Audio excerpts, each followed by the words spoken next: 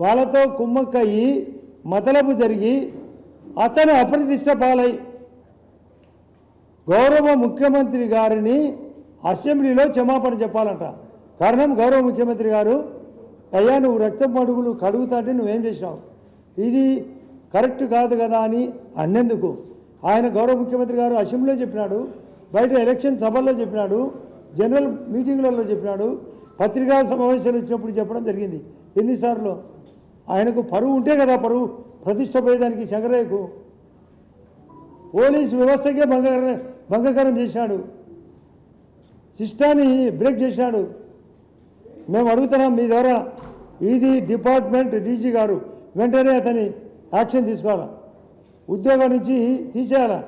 ఈ శంకరయ్య వాళ్ళతో కుమ్మకైనాడు సీ గారు, దీనిపైన ఖచ్చితంగా యాక్షన్ జరగాల. ఇది లోతైన సంఘటన, నీచమైన ఘటన. ఎవరితను ఏది ఏ రోజు ఒక మతలబు, తక్షణము యాక్షన్ జరగాలి పోలీస్ డిపార్ట్మెంటు. మేము అసెంబ్లీలో సైతం రైజ్ చేస్తాం.